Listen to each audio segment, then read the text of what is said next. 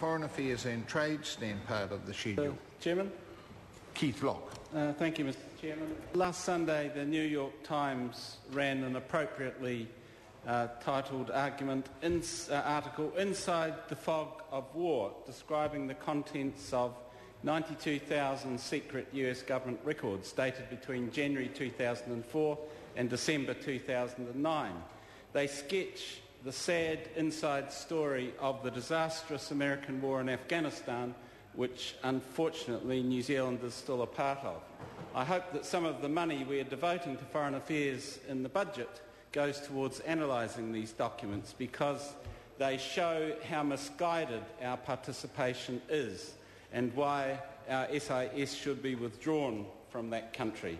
A week ago, Foreign Minister Murray McCully attended an international conference in Afghanistan in which President Karzai vowed that his Afghan forces, quote, will be responsible for all military and law enforcement operations in our country by 2014, end quote.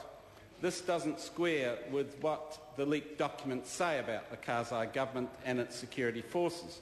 According to the New York Times, the documents, quote, recount episodes of police brutality, corruption, petty and large, extortion and kidnapping, Afghan police officers defect to the Taliban with trucks and weapons, end quote, etc., etc. The extremist Taliban is much stronger, according to these documents, than we've been led to believe. One report on a meeting with Afghan district officials in Paktia province quotes them as saying, quote, the general view of the Afghans is that the current government is worse than the Taliban, end quote. The oldest official in the group said, quote, the corrupted government officials are a new concept brought to Afghanistan by the Americans, end quote. This is an important point. The US forces have actually facilitated the corruption of the regime locally and nationally, as ordinary Afghans see it. The US forces have also set a bad example in the conduct of the war, with large numbers of innocent civilians being killed in airstrikes and many others shot at coalition checkpoints, according to the documents. Then we have the newly appointed head of the US Central Command, General James Mattis, who said in 2005 that war was, quote, a hell of a hoot. It's fun to shoot some people when you like brawling, end quote, referring to the Taliban. He said that the Taliban heard mistreated women, quote, ain't got no manhood left anyway, so it's a hell of a lot of fun to shoot them, end quote.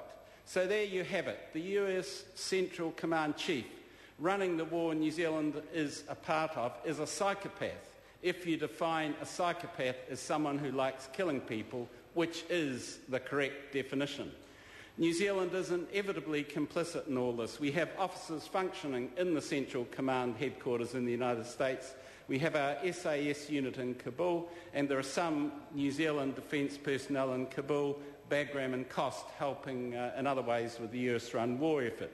This creates a huge moral problem for us, not least because of the clear violations of international humanitarian law by both the US and Afghan government forces. In response to Select Committee questions, our government has admitted that, quote, NZSAS personnel have been in the vicinity on 22 occasions when Afghan authorities have arrested or detained Afghans, end quote. That is, they have in effect been part of the capture of those prisoners. Handing them all over to Afghan soldiers doesn't absolve us of responsibility for what happens later to them.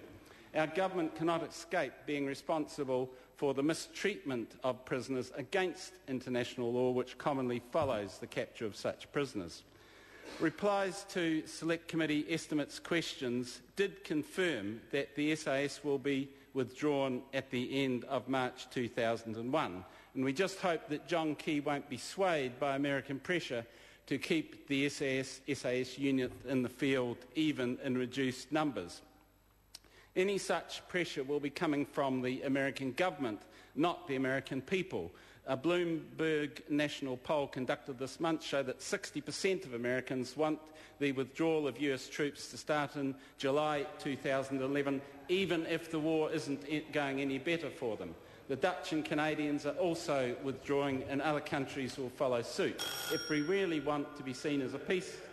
Todd McLean.